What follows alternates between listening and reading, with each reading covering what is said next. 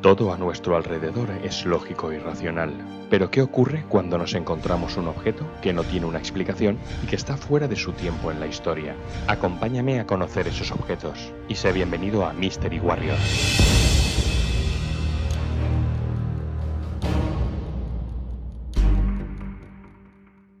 Cuarta parte. La huella de Meister. 1968. Antelope Springs, Utah. William Meister y sus hijas buscaban fósiles para su colección en la formación rocosa llamada Cambrian Wheeler. Una de las niñas se acercó corriendo para enseñarle un fósil de aproximadamente 40 centímetros que acababa de encontrar, en el que al parecer había un trilobites de la especie Elratia kingi, un animal que hizo su aparición en la era precámbrica. Meister se fijó con detalle en la impresión y se dio cuenta que donde se encontraba el fósil tenía la forma de una huella pisando al animal, llegando a apreciar la forma de la punta y el tacón de la huella de una pisada, con unas medidas de 32 centímetros de largo y 11,25 centímetros de ancho. Y es ahí donde viene el problema, porque para que esto se diera, la pisada tuvo que haberse hecho cuando el terreno era blando y cubierto de agua, que con el paso del tiempo se petrificó, dando lugar al fósil. La supuesta huella fue enviada el 4 de julio de 1969 al Dr. Clarence Combs de la Universidad de Columbia Union College de Maryland y al geólogo Maurice Carlyle de la Universidad de Colorado, que se trasladaron a la zona y la examinaron, llegando a la conclusión de que la zona pertenecía al periodo cámbrico, es decir, una antigüedad de entre 550 y 590 millones de años, indicando además que los lugares más apropiados para que la fosilización suceda son los océanos y los lagos donde los depósitos sedimentarios se acumulan gradualmente. En esa visita, Carlyle encontró al mismo nivel de la huella una capa de barro que demostraba la posible existencia de esa huella, una huella de ser humano. Tengamos en cuenta que los primeros vestigios de calzado humano datan aproximadamente de 5.500 años de antigüedad. Entonces, ¿quién caminaba hace 550 millones de años con calzado? Porque en aquella época el ser humano no existía, ni siquiera mamíferos, ni ningún otro animal de gran tamaño. Otras dos personas, Clifford Burdick, geólogo de Tucson, Arizona, investigó también el descubrimiento de Meister y el 20 de julio de 1968 afirmó haber encontrado huellas fósiles de sandalias e incluso dice haber encontrado una plancha de pizarra con la huella de un pie desnudo de un niño con los dedos claramente marcados. El otro fue Dean Bitter, docente de la escuela pública de Salt Lake City, que declaró que en agosto de 1968 también encontró marcas de calzado, pero no había ningún tipo de trilobites pisado. La gran mayoría de los investigadores tiene claro que es una pareidolia, es decir, una imagen que puede parecer una huella, pero que puede tener una explicación científica en un proceso natural, y este proceso natural lo explicó Brian Regal en un proceso conocido y llamado desconchamiento. En la actualidad, la huella se encuentra en el Creation Evidence Museum en la ciudad de Glen Rose, Texas. ¿Crees que ya pisábamos la Tierra hace 500 millones de años? ¿O crees simplemente que es un fenómeno natural? Déjamelo en los comentarios. El agujero estrella de Volda.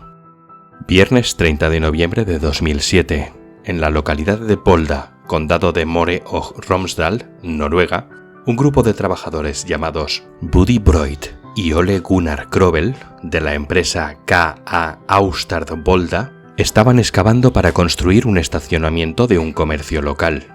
Uno de los trabajadores, después de cavar 2 metros de profundidad, se dio cuenta de que algo extraño había en el agujero, porque frente a sus ojos apareció un desconcertante agujero con forma de estrella de 7 puntas, de unos 6 centímetros de diámetro, con formas extremadamente regulares y una superficie suave y muy pulida.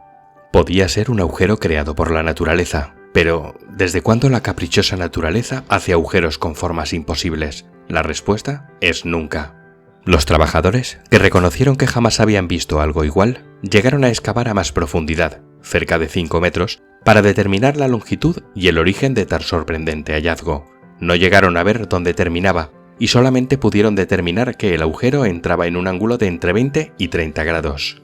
Pocos días después, se averiguó que esa zona había sido en 1930 una cantera que suministró material a toda la región. un buen número de especialistas, tras el estudio detallado, descartaron la hipótesis de la cantera como causa de la creación del agujero estrella, porque según ellos, ninguna broca conocida podía dejar un agujero así, y menos aún, taladrar la extensión conocida del agujero. Hasta el momento, se han establecido 3 explicaciones posibles y ninguna de ellas es definitiva. Cristales. Se dice que el agujero debió estar compuesto probablemente por algún tipo de cristal mineral que fue disuelto por el agua durante miles de años, formando al azar la forma del agujero. Artificial. El agujero fue producido por mineros en 1930, donde se usó esta zona como cantera. De esta forma, un taladro giratorio de 7 puntas amartillaba sin cesar la piedra. En contra de esta hipótesis es que en 1930 no existía una broca tan larga. Civilización. La más retorcida y sinceramente la más improbable de las versiones, que apuntaría a una antigua civilización, pero ¿para qué querría una civilización hacer un agujero como este? Muchos periódicos se hicieron eco de la noticia, pidieron colaboración ciudadana para ver si alguien podía aportar alguna información sobre el origen del agujero, dando como resultado un artículo en el Östland-Posten del día 7 de diciembre de 2007, en el que se le dio una más que probable solución al enigma por parte de Helge Sten-Himberg, trabajador de una cantera en Larvik, que indicó que una huella de esas características sí que es posible si se hace una perforación con una broca que no gira y que puede ser de varios metros y muy recto. Por parte del canal, se ha intentado buscar fotografías de esas brocas y taladros, en las que se muestra lo que ocurre cuando se usa una broca de distintas puntas en el taladro percutor. Poco tiempo después del hallazgo, el agujero perdió interés entre la gente y la prensa. El brazalete de obsidiana de Turquía. 1990. En la población de Asikli Hoyuk, Turquía, se encontraron los restos de lo que parecía ser una pulsera realizada en obsidiana, con un diámetro de 10 centímetros, una anchura de 3,3 centímetros y una banda en relieve en el centro de 7 centímetros. La datación por parte de los expertos que la estudiaron es de aproximadamente 7.500 años antes de Cristo, es decir, casi 10.000 años de antigüedad. Los primeros en estudiar al detalle el artefacto en el año 2009 en Estambul fueron el profesor del Departamento de Prehistoria de la Universidad de Estambul, Mihriban Ozbarasan, y el arqueólogo del Instituto Francés de Estudios Anatolienses, Laurence Astruc. Los investigadores indicaron, tras reconstruir la pulsera, que la curvatura que presentaba era de extrema precisión y completamente simétrica, así como que la calidad del pulido de la superficie está a la altura de las lentes telescópicas actuales.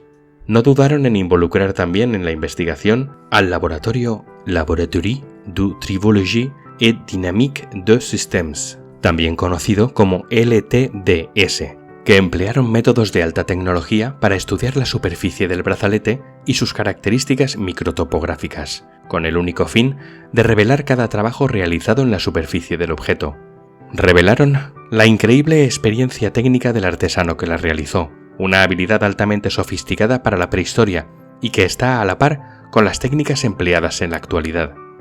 Este brazalete es único en el mundo, no existe otro igual, y hace unos años de nuevo, Laurence Astruc, acompañado por los investigadores Zawani Hassan del ENISE y Roberto Bagliulu del ECL, analizaron la pulsera utilizando tecnologías informáticas muy potentes. Los análisis mostraron que la pulsera es perfectamente regular. La simetría de la cresta del anillo es extremadamente precisa, casi perfecta, y muy cerca de los 100 micrómetros, y el pulido de la superficie lo asemeja a un espejo. ¿Tenían una técnica que desconocemos? ¿Unas herramientas que no podemos imaginar? ¿O simplemente es de nuevo el ingenio humano? Y si has llegado hasta aquí, no dudes en dejar un comentario, darle al like y suscribirte al canal para ver más contenido. Nos vemos en el siguiente.